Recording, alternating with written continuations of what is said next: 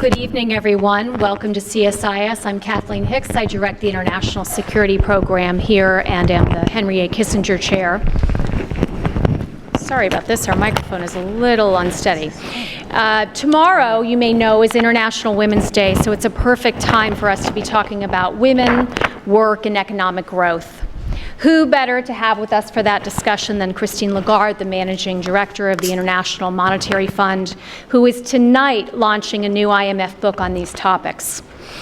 I hope those of you here in this room had an opportunity to pick up a brochure with excerpts from the book from the table just outside, and also there are postcards on your chair with information about downloading an electronic copy of the book.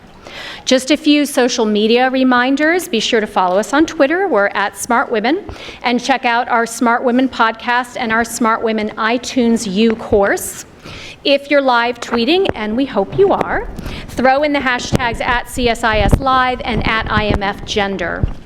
Now for a bit of safety housekeeping. If a fire alarm goes off, please follow my instructions. If something happens in the front of the building, we'll exit from the back, vice versa if it happens in the back of the building. Our Smart Women, Smart Power series would not be possible without the support of Citi. Thank you so much to Citi for helping us to amplify the voices of women in foreign policy, national security, and international business. Now please join me with your applause in welcoming Candy Wolf, who's the Executive Vice President and Head of Global Government Affairs at Citi.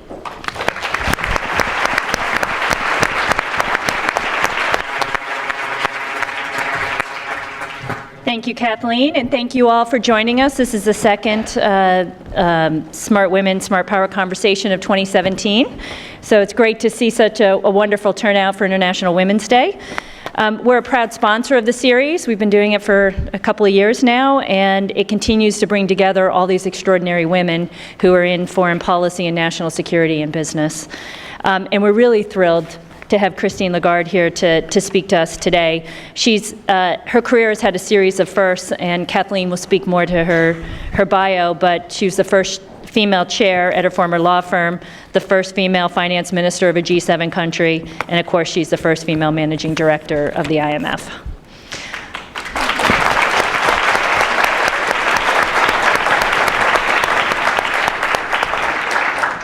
The conversation today is going to be around that critical role of empowering women plays in the future of global economies. And as we know, this is a dialogue that Christine and the IMF have played a leading role. And it's important to us because at Citi, we've been investing in and supporting women as clients, as customers, as employees, and most importantly, as drivers of economic growth. And over the years, we've been producing some of our own research and relying quite heavily on the work that the IMF has done, as well as the OECD and the UN and the World Bank around empowering women. We put out a paper back in 2015 looking at the economic lens of the need for greater female labor force participation, that it would drive productivity, that it would reduce the economic drag of adverse demographics, and would substantially improve the skill mix of the global economy. And we're going to continue with another paper that's going to come out in May that's going to talk about policy, politics, and financial inclusion to empower women. So it's a really important conversation that I think IMF and others are having, and that we can continue in the private sector to use that information and move forward on that dialogue. So it'll be exciting, and a lot more continues to need to be done to enable a more equitable environment for women in the workforce. So I look forward to the conversation. I thank you again for joining us. And Kathleen, over to you. Great.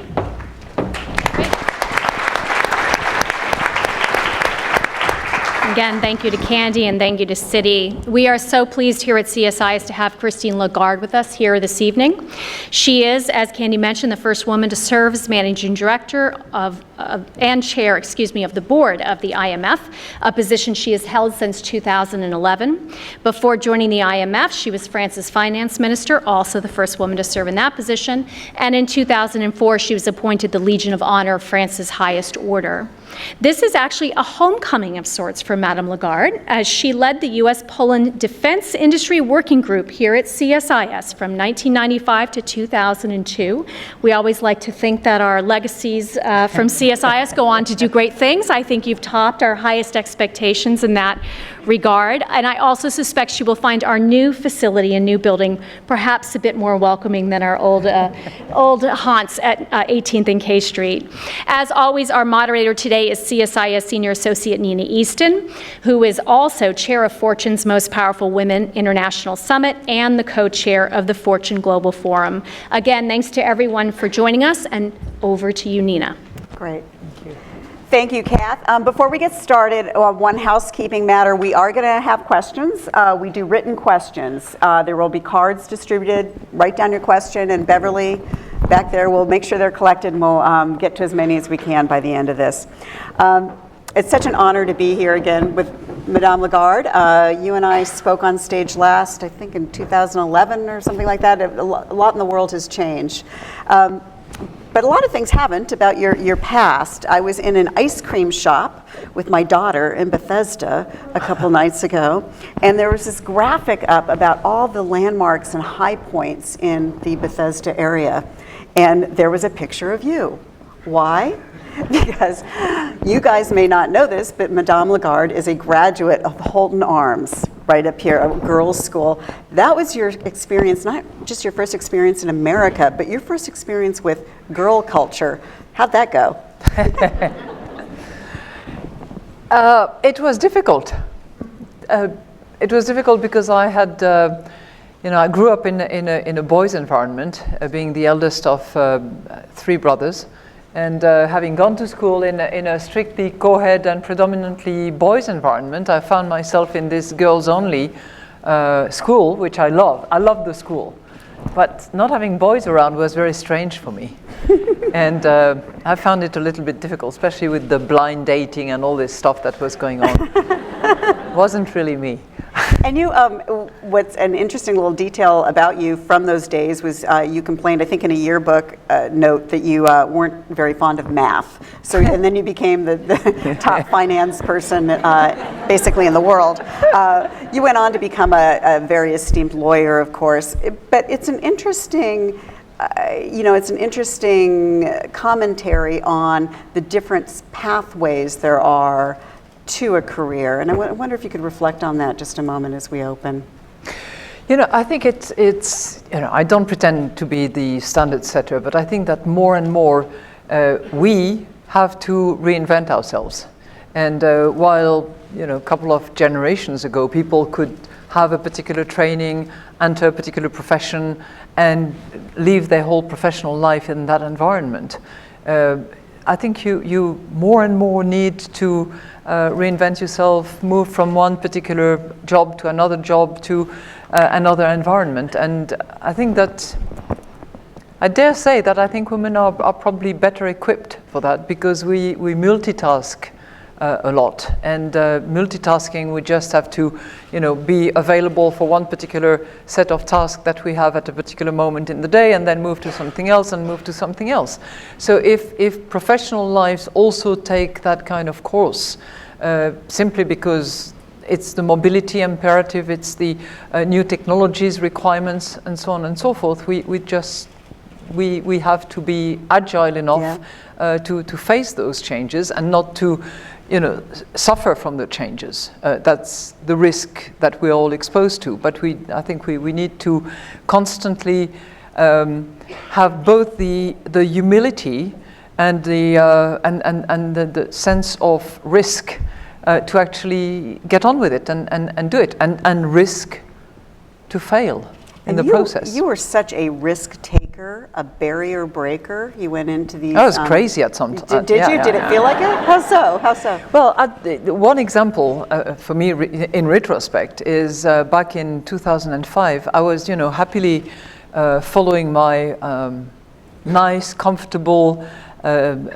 big law firm partner track, being the chairman of the firm and being surrounded by people who had re-elected me and were supporting me. And suddenly I get a phone call from the president of France who says, we need you as trade minister, would you consider? And I said, I asked a few questions, and I said, I suppose I have a bit of time to think about it. And he then said, yeah, of course, I won't put the phone down. And, what did I do? I said, okay, you are definitely irresistible. And I just got on the plane that same evening. And in the process, I just What were you thinking about on the plane? Were you wondering if you were making a crazy mistake? I tried to get some sleep. Okay. Because I knew there was a cabinet meeting the following day. And I didn't have time to really think about it. But in the process, I waived my pension right and I waived all sorts of, financial benefits for not much except serving the country. But I have zero regret. And if it turned out okay. You've of course. I was, by the way. Oh, that's one thing I wanted to tell the CSIS, which and that is true. I did work for the CSIS in that subgroup. But the funny thing is that I was representing the US. It was an interesting group under the leadership of Brzezinski, and it required a couple of European representatives and US business representative. I was the US business representative. And as a result of that, when I joined the government, there were some people who were complaining that I was the American in the French government. Now, you were at Baker McKenzie in Chicago, correct? So you had a lot, you're steeped in experience here as well as France. True. So before we get into this important study, I wanted to ask you again, just on a personal level, you just said at Davos, when a woman starts talking, the men switch off.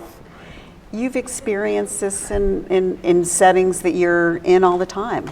Yeah, it's often the case, and I actually challenge you to observe it as well in your respective circles, forum, and board and group meetings.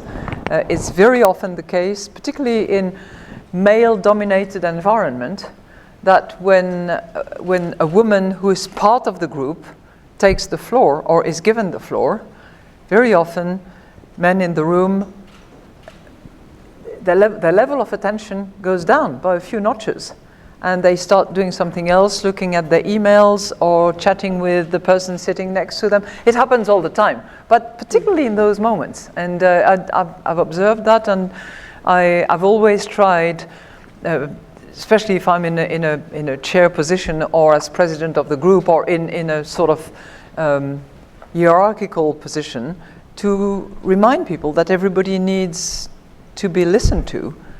But it's just observe for yourself. Yeah. And it's very interesting, actually. And if you're that woman standing up talking and you're seeing that going on and you're not at your level, what should you do? Well, there are lots of things that you can do.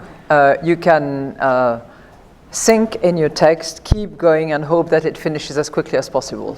I would not recommend that. You can raise your voice so that people actually hear you.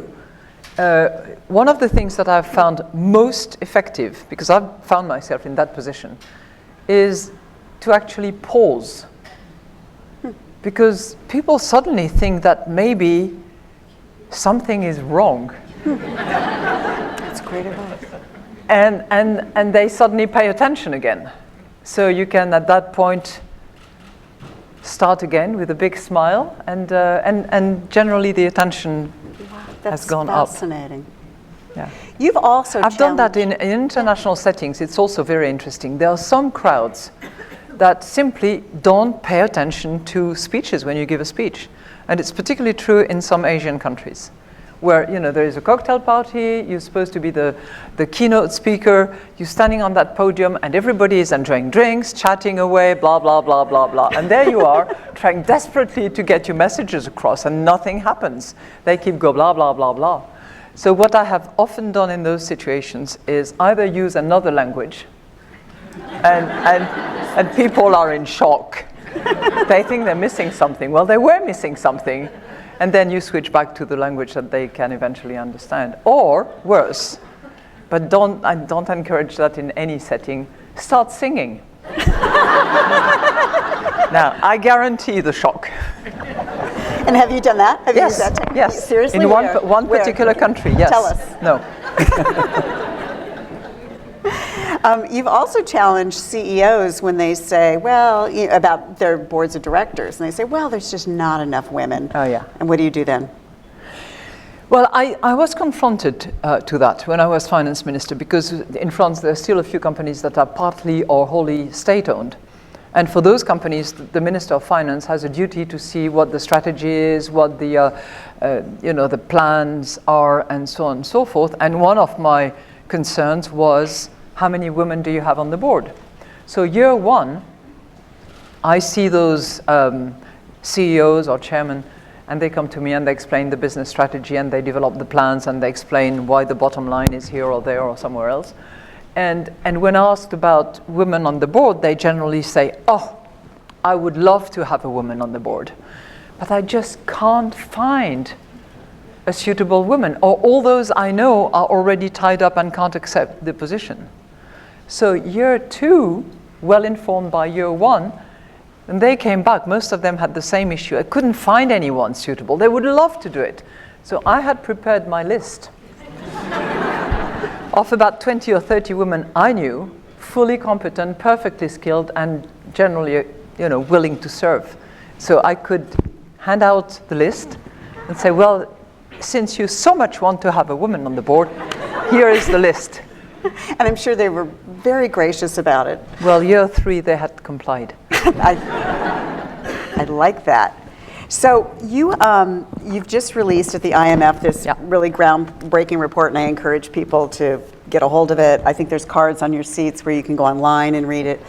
Was it a heavy lift to get this process started about women in economics? It was a bit out of the ballpark for the IMF to be doing? As we were preparing for this moment, I was discussing that with Kalpana, who's sitting at the front row, who has been leading this initiative, and thank you. whom I'd like to recognize. So thank you, Kalpana, for the work.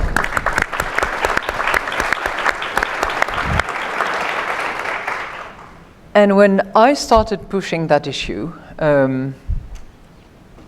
we were remembering the level of polite skepticism and discreet cynicism about the initiative, right? I think that's the right way to characterize it. And there were not many volunteers to actually do the analytical work, the research that would lead to some of the conclusions that are encapsulated in this book and in other research work that we have been doing, and that could do another book actually. So it took a while, and I heard many times over, including from the board of the IMF, well, women's participation in the economy is not really macro-critical. So for those of you who know a little bit about macroeconomy, the fate and contribution of 50% of mankind to the economy in terms of either labor, consumption, investment, financial inclusion, if that's not macro-critical, well, nothing will be. So it took a while, for the board and for, the top-notch researchers, all, triple PhD in all sorts of fields, but not in womenomics, let's face it. It took a little while for them to appreciate that there was real value, that it was macro-critical in many countries, not all countries, but many countries, I would say 90% of the countries, where that level of inclusion and acceptance is not exactly perfect.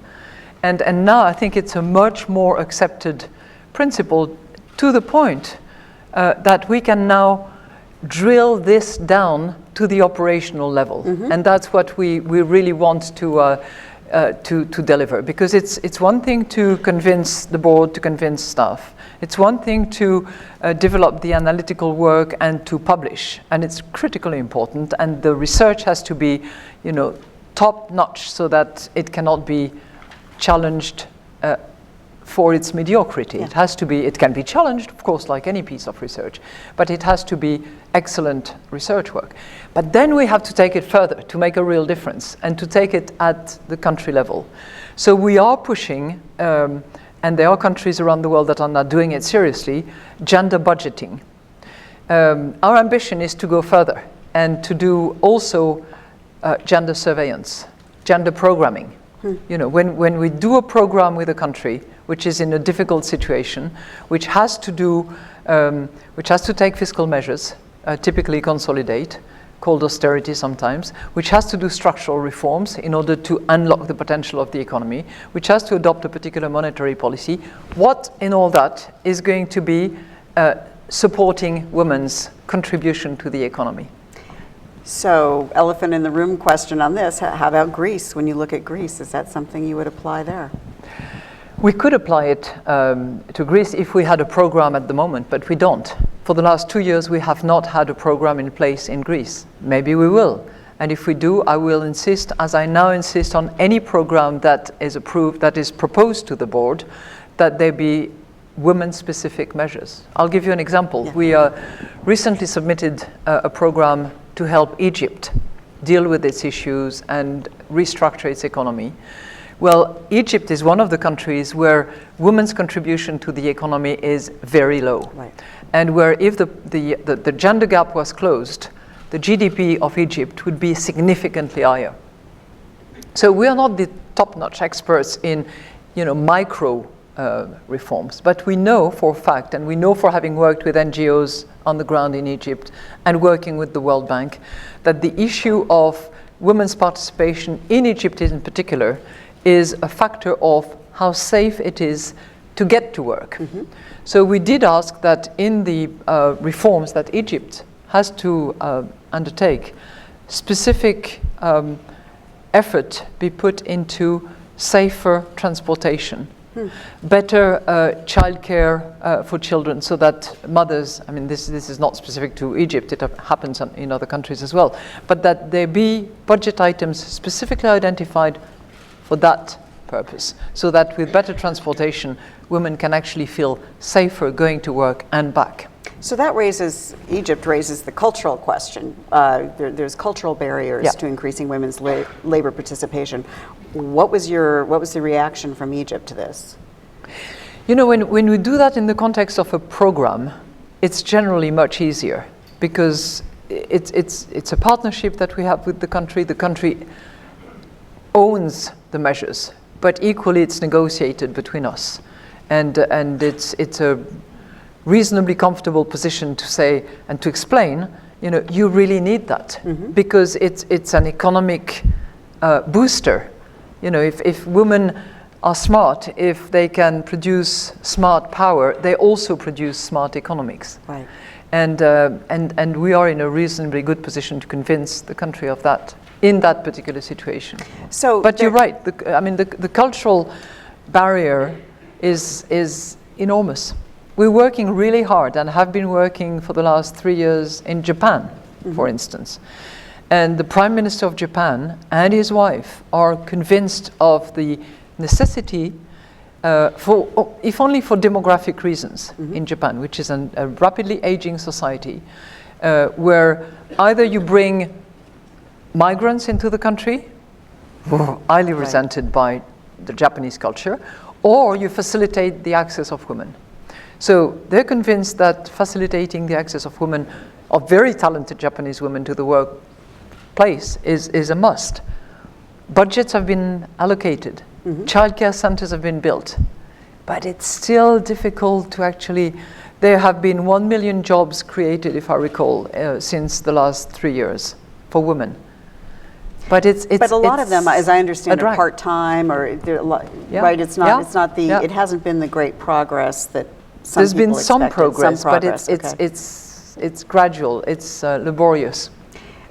There's been some fine research before this on how including women in the economy raises GDP. Yeah. But you went even farther to say it actually leads to a more distributive economy, a more fair economy. Is that right? Yeah, it's bringing women to the workplace in and of itself reduces inequality, because one of the major inequalities is the fact that women are left out, underutilized, overexploited, generally underpaid, and quite often in the informal sector. If you improve on all those accounts, you reduce inequality. Right. And where do you see us on this issue in 5 years? And were there any surprise findings, any rays of hope in this that you didn't expect? You know, what is great about the book is you have a series of sort of general empirical research that are published with lots of background information, and you're free to, it's free, you can download it without restrictions, no violation of any intellectual property rights, it's all yours. But you also have a series of country-specific cases, which is really, really interesting. And all those cases are from our area department. So you have cases from the Middle East, cases from Asia, cases from Latin America, Europe, just name it. And that's really the exciting thing about the findings in here. And will there be volume 2? There will be volume 2. We could almost already now do volume 2 because there is more research that we have conducted that could find its way into a book. And I think we might move into women in finance, financial inclusion, and we have more and more disaggregated data on a gender basis to see how much inclusion there is. And the World Bank is also doing great work in that respect, and we cooperate on those issues. I think we could also publish some really interesting findings in relation to the impact of women in the corporate world, and I'm sure that Citi, which is sponsoring this event, is very knowledgeable about that. There are now massive studies about the fact that the bottom line, the return on asset, is actually improved whenever there is women, even one woman, but the more you have, the more you lend to women, the more, yeah. Because they support each other and they sort of bring that level of diversity and confrontation of views that are actually conducive to better results. It's now being demonstrated actively, and we've done that on a range of companies. Most of the studies that you see around are based on results of very large corporate accounts, the top 200, top 500. We've done that on thousands of SMEs as well that have boards, that publish accounts and results, and it's absolutely across the board. It's particularly true in the service industry, particularly true in the creative industry as well, and that gives me hope. Because I think that if you combine creativity and services, inevitably that leads you to technologies. Yeah. That leads you to information services. And with enough push on STEM, and that, hopefully there'll be more women. So a number of Fortune 500 companies, notable global companies, have taken on the women's economic issue, including more women in their supply chains, and trying to just understanding that it does help their own bottom line. Yeah. How much is that helping? Do you think there should be more? Oh, absolutely, because if I take the example of Norway, if I take the example of France, the rule is now, as of January the 1st, that there should be 40% women on the board of all publicly quoted French companies. And this is this is coming.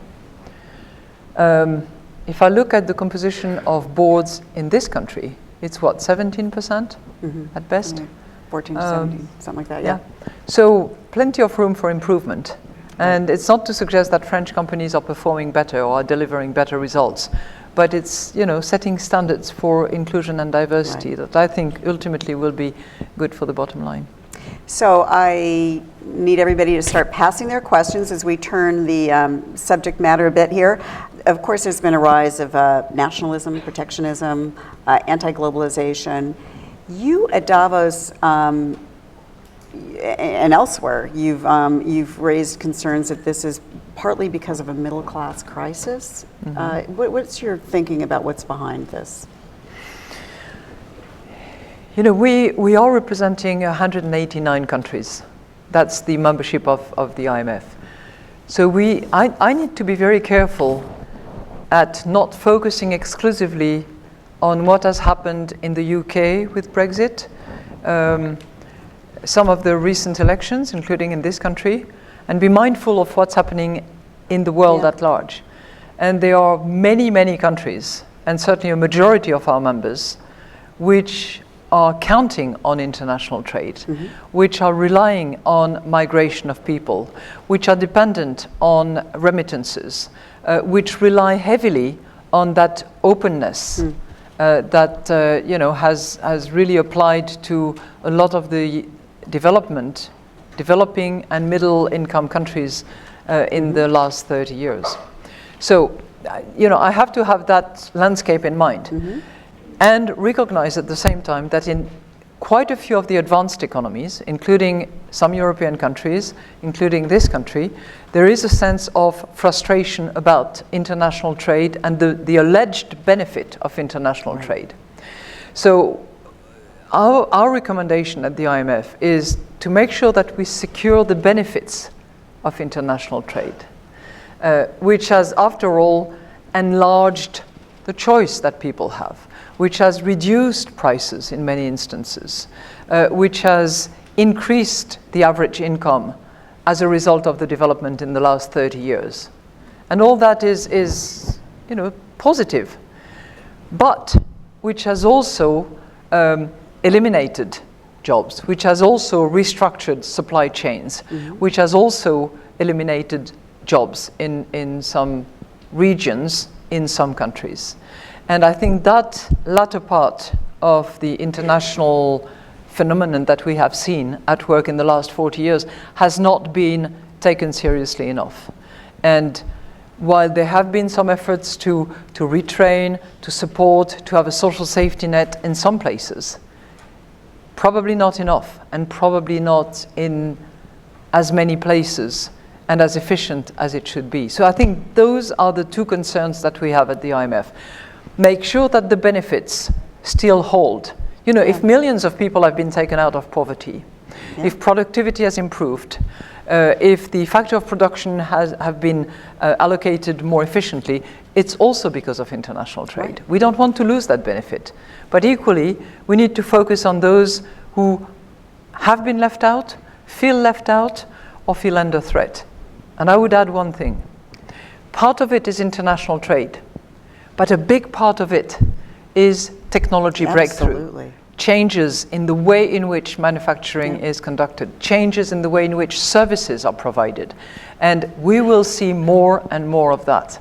So I think it lays a heavy burden on policymakers, on people in education, in training, in trying to anticipate what the needs will be going forward so that people can be equipped to adjust, to move from one job to the other. It's almost as if you're saying that those who feel, whether they are accurate or not, left behind by the global economy in the industrialized world, their interests are at odds with the developing world. It's perceived as at odds today. It may well be that in the developing world, think about, there are countries like Bangladesh, for instance, where a lot of the textile industry jobs in 10 years' time will have disappeared, will be replaced by, a combination of artificial intelligence and robots. Well, there are thousands and thousands of jobs that are at risk there. So that phenomenon is here somewhere, but it will be elsewhere in the future. And all policymakers have to be, to be aware of it and to prepare for that. How worried are you about that, about displacement of people globally by automation, by AI, by the coming next stage of the technological revolution? It will be massive change. And, there have been massive changes in the past as well, which have been feared, which have raised anxiety and sometimes violence and destruction of machine and equipment. And I think what we need to do, being informed of what has happened in the past, is actually prepare for that, equip ourselves. And that's not to mention people who are displaced because of wars, because of violence, because of terrorism, which is also, or because of drought. And when I look at what's happening in some of the Middle East countries or some of the Eastern African countries, it's severe as well. So let's talk about this country, where obviously we've had a rise of protectionist sentiment, as we know. We don't just have the end of TPP and other potential bilateral, multilateral trade deals. We have the potential of taxes on imports. We have the president saying that he doesn't want more multilateral trade agreements. He wants bilateral trade agreements because it's easier to punish, the wrongdoer partner in the trade deal. So, what do you think the impact of that is going to be on the global economy? I would say two things. One is back to what I was saying. Let's not mix the forest and the tree, and be aware of the benefits that everybody, including in this country, the benefits that have been generated by international trade, by the openness of economies. So that's point number one. Point number two, we are very cautious at the IMF to not judge on the basis of slogans, sort of statements. We have to measure output. We have to look at numbers. We have to look at real deliverables before we actually pass a judgment. So I would be on that page. Let's give people the time to settle in, to understand the issues, to understand how they can be addressed. And our understanding for the last 70 years, because we were built on the ashes of the Second World War, which itself was precipitated by, very protectionist trends. What we have seen in the last 70 years is that many of these issues, whether you talk about distortive practices, predatory practices, unfair competition, those issues can be addressed in a multilateral setting, and they can be addressed quite efficiently. So you're not concerned about the policies? I'm concerned about everything. You're concerned about the... Let me ask you this. Let me be more direct. What do you think about the Trump economic policies? In the last couple months, you've suggested that they're potentially good for the U.S. economy. But do you see other... we try to understand what we see. What we have seen is clearly anticipation by all the economic actors about the positive outcome of announced policies. So when there is an announcement that there will be a tax reform, that there will be a massive infrastructure program, that there will be a stimulus, economic actors think, interesting, so there will be more growth. So asset value go up. So that's what we are seeing. We are seeing a clear anticipation by the players that it's going to be conducive to positive outcome. More growth, more jobs. And we have to factor that in. And we have to look at our economic outlook for this country, but also for the rest of the world with those lenses on. Now, that assumes that there is no restrictions on trade, that the China transition is happening as predicted, smoothly, sensibly, moving from 6.9 to 6.7 to 6.5 over time, and that reforms are undertaken. That's what our job is about. So we'll have to wait and see exactly what is delivered to pass judgment. I think it's way too early for that. Okay, looking at Europe, Greece, you haven't yet decided whether to participate, or the IMF hasn't yet decided whether to participate in the third bailout in 5 years. You've also said there needs to be relentless truth-telling when it comes to Greece. Be the relentless truth-teller now. What's your perspective? Well, our assessment is that for that economy to be part of the euro area, which is a currency zone, clearly it has to implement, deliver, and follow through on strong structural reforms that will equip the country to be more competitive, to be more productive, and to have a sustainable growth over the course of time. So that's one set of things. Second, given that the monetary policy is determined for the whole of the euro area, we believe under current circumstances and given the track record of that country, that it is carrying too much debt. And that for us to get involved and to provide financing, that debt needs to be sustainable. It is not. Finish, but as yeah. a result, something's got to give. Yeah. Either we cannot provide financing and the Europeans have to, sort it out, or if we are providing financing, then the debt has to be sustainable. And for the debt to be sustainable, it has to be reduced in terms of debt services and in terms of debt overall. And that can be done by a combination of things, which include extension of maturity over a long period of time and reduction and capping of interest rates over a long period of time as well.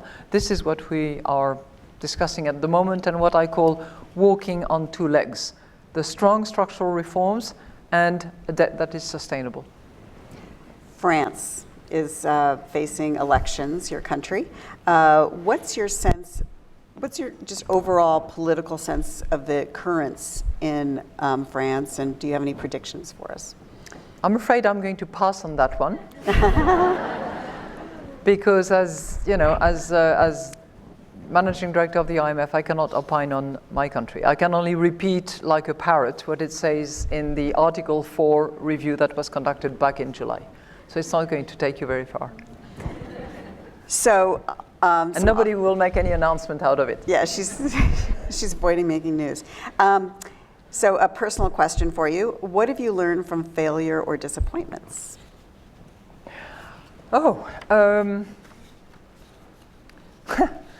I tell you, when I was in the French national synchronized swimming team, yeah, it's true.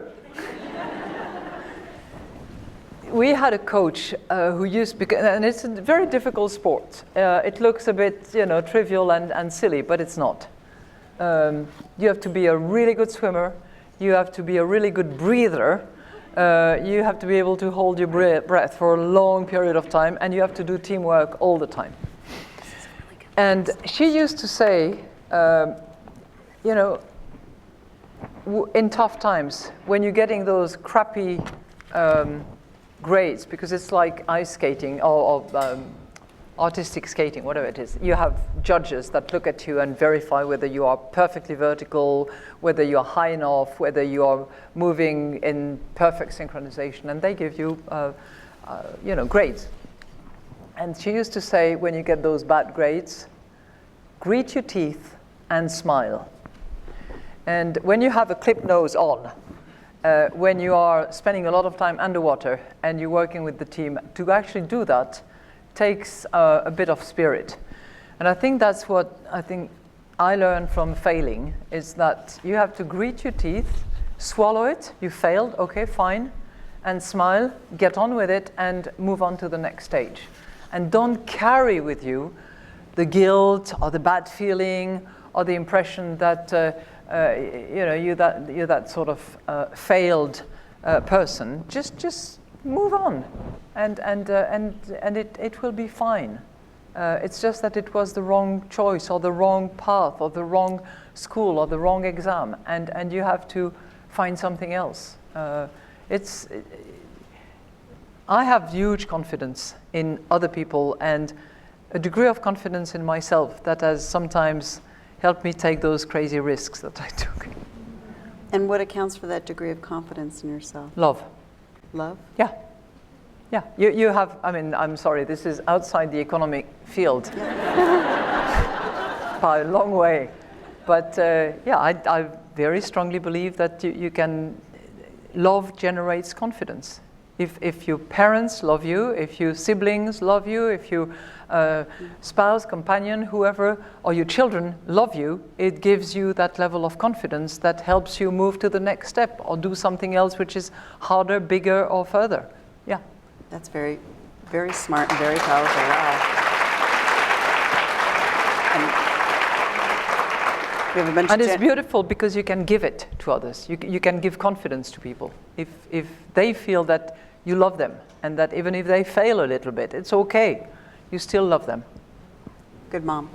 Yeah, but I'm the mom with plenty of people. I love that. And just one other personal question we were talking about backstage. How do you find the personal space to read, think, get your head around tricky problems? Okay, I gave you one tip, and you can share it. You don't want to? Okay. I used to be an athlete, and for me, sports has always been an important thing. And I think it has to do with genetics, and getting the circulation going actually helps me. So what I do in the morning, when I have all this massive economic reading to do, which my team feeds me with in the evening, and I'm just too tired to read them, I get up early in the morning and I do stationary bicycle and read at the same time. So it's no secret, it's just really pedestrian, although I'm on a bicycle, not a pedestrian. But it gets the circulation going, and I think that my brain works a little bit better like that. The other thing that I do occasionally is that I pretend that I have something really important to do, and people may think that I'm having a conversation with my family or something like that. And it's not necessarily true. So I retire in a little corner of my office, which is hidden by a huge, big green plant. And I sit there and I read in peace. So that's, don't tell anybody. Yeah. But there are moments when you have to just isolate yourself. Some people spend a lot of time in the bathrooms. Sometimes it's to be able to read in peace. But specifically in your role, where you have to master a lot of complex information and put it in perspective, and it's, to find that space when you're in meetings and in front of people like us. And so we've got a bunch of gender questions. I'm just going to read them, and you can answer as like. What key policy changes need to occur in the U.S. to increase women's involvement in STEM fields? And we got a couple questions on this. Are gender quotas in governments and corporations, you spelled corporations wrong, Richard. Are gender quotas in governments and corporations detrimental to women's empowerment? In many cases, this breeds resentment from both men and women against those who benefit from the quota. On the first one, I would say, I think STEM is one particular issue, but I would say that to encourage women to participate in the economy in this country, what is critically important will be, I hope, the parental leave. I mean, this is something which many, I would say most developed countries in the world have in their legislation, which I think is missing here. And when you ask women who are not joining the labor force, who are perfectly capable of doing so, they often say, well, if I have the choice, given the cost, given the lack of parental leave, given the lack of childcare centers, I'm going to err on the side of staying home. And they, it's perfectly fine. Everybody has the choice. But if it's a forced choice as a result of that, I think that the parental leave and the childcare centers are critically important. On STEM, I don't know how many of you have seen this brilliant film, the name of which escapes me, which tells the story of these two black scientists who have managed to bring the astronauts back from the moon. Hidden figures. Well, more of those hidden figures coming out and being honored, respected, acknowledged, celebrated. I think that's critically important, and I hope there is more of that, because there are many women who should be and are entitled to be those role models, and will help young women to realize that it's a dream that they should have and that they should realize. On the other one, the quota. Gender quotas, which is important because that's a European question. Yeah, go ahead. I'm happy to comment on. Yeah. How do you know it's European? Well, there's quotas on boards in Europe. Oh, yeah. Okay. I used to think that it was offensive to have quotas. And I used to think that women, wherever they were, should be given access on the basis of their merits, and that there should not be any specific provisions, exceptions, or quotas or targets. And I believed in that until I became partner at my firm, Baker McKenzie, and eventually became the chairman. Because when I looked at the number of women, when I looked at the demographics, when I looked at the time it took them, I realized that it would be like 5 generations until eventually there would be like 30% female partners. And I knew, having been a baby lawyer and having grown up with other female lawyers, that they were just as good, just as hardworking, if not more, just as efficient, sometimes not as keen in terms of client getting because they were not yet trained for that. But I realized by then that if there was no quota, it wouldn't move fast enough. Now, I'm not suggesting that there should be quotas forever, but I'm suggesting that there has to be quotas in order to move quickly to a higher step than the one that incrementally would take women to a sensible proportion. And I'm concerned that many women who are in their position, because they've had it hard, are actually not particularly keen to help others. And it's not a general trend, but I've observed it often enough by some women who will pay lip service to the principle but will not facilitate much of anything and will speak against quotas. So I'm speaking in favor of quotas. And you don't think there's a backlash or there isn't the danger of, the sense that women are token and not qualified for these jobs, which is no, I don't think so for a second, because if you look at there's a really good book by Kathy Kay and somebody else called The Confidence Factor. Yep. It's Campbell. It's Confidence Code. Yeah, that's right. And it's a fact that women work harder, prepare better, do more homework, and so there's nothing that is granted or given as a result of the quotas. They earn it, they deserve it, they do the work, and they produce the results. Regarding Latin America, what would you foresee that will be the role of the IMF in transition economies? This is a good question, like Argentina, Cuba, Bolivia, and especially Venezuela. Talking about inequality, that's particularly the last one is a difficult country. We can only get involved if a government asks us to be involved.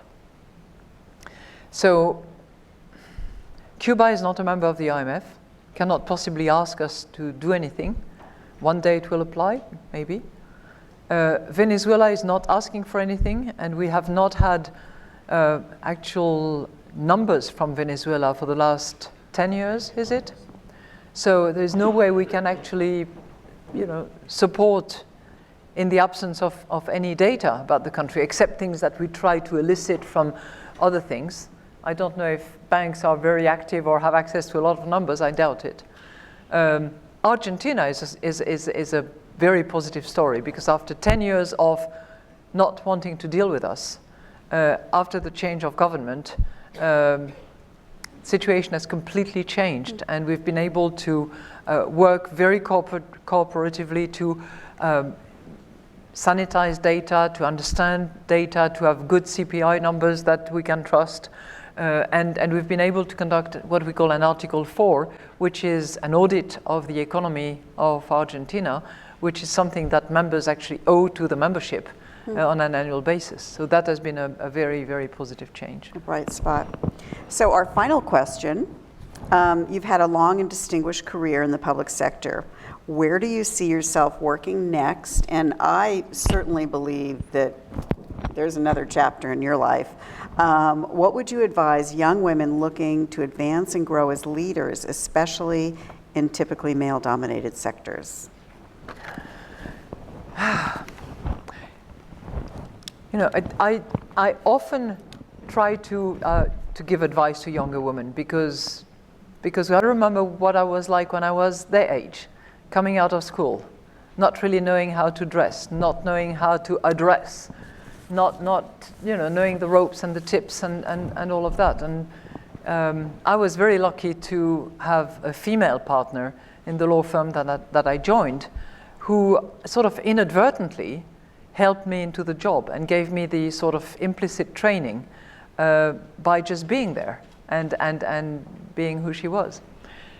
So I think it goes through many channels. It goes through, it touches on how do you organize your day, how do you address an audience, how do you address a smaller group, how do you try to make your point without antagonizing and being aggressive.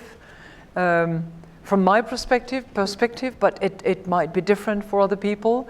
How to be forceful and decisive without being flirtatious and playing the woman's card in an ostentatious way. I'm sorry, because I might be shocking some of you, but that's the way I have, I've experienced And you've seen being accepted in those and professional you've seen world. some women behave like you're describing. Yeah. And I don't want to pass judgment. People do it the way they think is appropriate. But the way it has worked for me has been this way. And if I can pass it on to others, I'm happy to do so. But I would say that this confidence factor is something that you have to build on, and the more you give, actually, the more you receive on that page. I would also say that you get nowhere and you get nothing without hard work, and I think that is true in all respects, whether it is sports, whether it is work, whether it is just anything that you try. And I would say join forces not just with other women, but join forces with everyone who wants diversity, contribution of all to benefit others. And I'm just thrilled that we are a group of men and women interested in these propositions, because I think it benefits just everybody. And again, next chapter in your life. I know you love theater. I last saw you at the Titanic at the Signature Theater.